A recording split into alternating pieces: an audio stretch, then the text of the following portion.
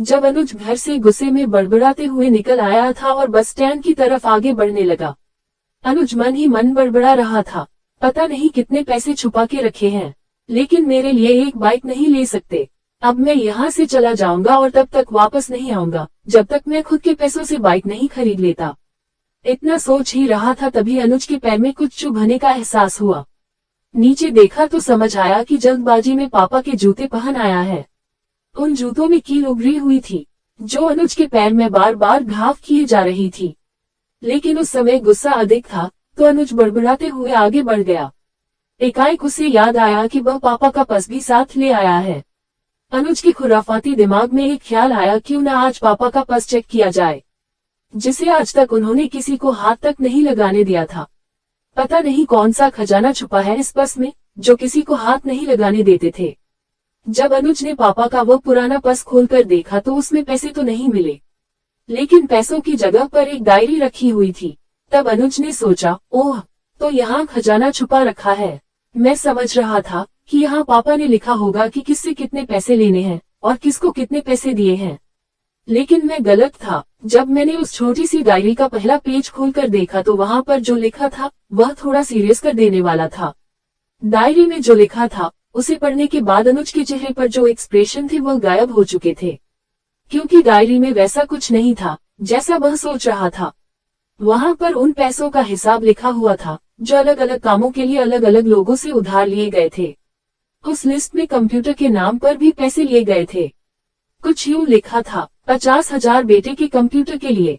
ये वही कंप्यूटर था जिसे अनुज आज तक यूज कर रहा है, लेकिन अनुज ये पता नहीं था उस कंप्यूटर को खरीदने के लिए पैसे कहाँ से आए थे। लेकिन आज पता चल रहा था। उसे आज भी याद है जब उसने पहली बार कैमरे के लिए जिद की थी, जो उसके पापा ने उसे 2 हफ्ते बाद उसके बर्थडे पर ला कर दिया था, जिसे देखकर वह बहुत खुश हुआ था। और उसे खुश देखकर उससे कहीं ज्यादा अगर कोई खुश था तो वह थे पापा। अब उसके चेहरे से गुस्सा एकदम गायब हो चुका था। जब उसने आगे का पन्ना पलटा तो वहाँ पर कुछ विशेष इच्छाएं लिखी हुई थी। पहली जो विश थी उसमें जो लिखा हुआ था, अच्छे जूते पहनना। ये बात उसकी कुछ समझ नहीं आई। तभी उसका पाँव अचानक सड़क पर भरे हुए पानी पर जा पड़ा और तभी उसके पाँव में कुछ गीलीपन होने का एहसास हुआ। जब उसने जूता उतार कर देखा तो उसका तला टूटा हुआ था। ये देखकर उसे डायरी में लिखी बात याद आ गई। तभी उसे माँ पापा की कही बातें भी याद आ रही थी कि कैसे माँ जब कहा करती थी पापा से, अब तो जूते पुराने हो गए, नए ले लीजिए, तो पापा अक्सर यह कहकर टाल दिया करते थे, जूते अभी और चलेंगे, अभी कुछ दिन पहले तो लिए थे। उसे आज समझ आ रहा था कि कितने दिन और चलेंगे। साथ ही साथ यह भी समझ आ रहा था कि पापा पर्स को क्यों छुपा कर रखते थे। तभी उस डायरी को पढ़ते हुए वह बस स्टैंड पर पड़ी बेंच पर आकर बैठ गया। अब उस डायरी का आखिरी पन्ना बचा हुआ था। उस पन्ने को जब उसने पलट कर देखा तो वहाँ कल की डेट लिखी हुई थी। तारीख के नीचे लिखा हुआ था 50,000 रुपए बाइक के लिए। बस इतना पड़ा और दिमाग सन रह गया। अब उसके मन में कोई शिकवा गिला नहीं बचा था, बस उसकी आंखों से आंसू चले जा रहे थे। उसे ये भी पता नहीं चल रहा था कि क्यों रोए जा रहा हूँ। अब वह जल्दी से घर की तरफ भागा, लेकिन जूतों की वह कील पाँव में अब तक घाव बनाने में कामयाब हो चुकी थी।